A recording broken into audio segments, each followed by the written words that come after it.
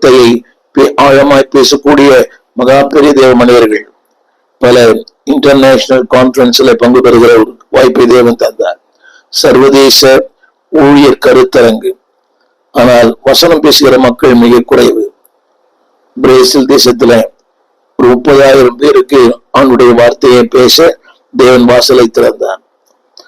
நான் சொல்ல வந்த கருத்து, நம்முடைய தேசத்திற்காக நன்றி சொல்லுவோம், தேசத்தின் ஊழியர்களுக்காக நன்றி சொல்லுவோம், கர்த்தருடைய வார்த்தையை பகுத்து போதிக்கிற தேவ ஊழியர்களுக்காக நன்றி சொல்லுவோம். இன்னும் என்னுடைய ஜெபம், என்னுடைய பாரம், அநேக இந்திய தேசத்துல அலையலையாய் வார்த்தையை பேசுகிற ஊழியர்கள், அவர்கள் பிரபலமா இருக்க மாட்டார்கள், ஆனால் வார்த்தையை போதிக்கிற வார்த்தையை பேசுகிற ஊழியர்களுக்காக நன்றி.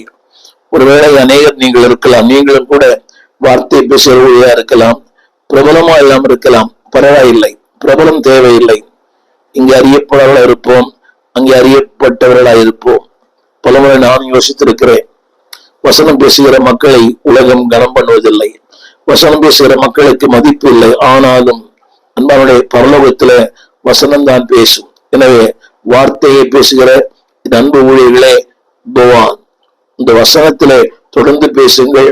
உங்களுடைய அழைப்பையோ உங்கள் தெரிந்து கொள்வதையோ ஒரு நாளும் நீங்கள் மாற்றிக்கொள்ள வேண்டாம். போவான் பல இடங்களிலே சலிப்பு உண்டாகும், ஒரு விரக்தி உண்டாகும், உண்மைதான். ஆனாலும் எதை நீங்கள் செய்கிறோ அதை தொடர்ந்து செய்யுங்கள். ஆண்டவர் உங்களோடு கூட இருந்து உங்களுடைய ஊழியத்தை நிறைவேற்றுவார். பவுல் சொன்னது போல பெற்ற ஊழியத்தை நிறைவேற்ற விரும்புகிறேன். எல்லாருக்கும் ஒரே ஊழியம் அல்ல, ஒவ்வொருக்கும் வித்தியாசமான ஊழியம். பெற்ற ஊழியத்தை what the Lord has entrusted, உங்களுக்கு எதை தேவன் தந்தாரோ அதை செய்யுங்கள்.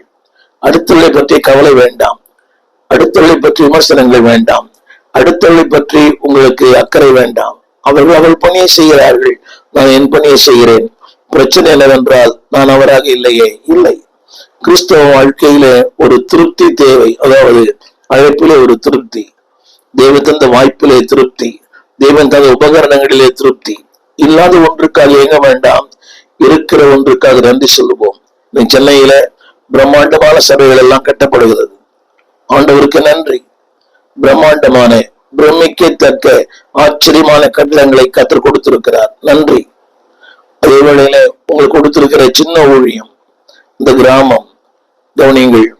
பரலோகத்துல அந்த நபருக்கு என்ன வெகுமதி இருக்கிறதோ அதே வெகுமதி உங்களுக்கு உண்டு.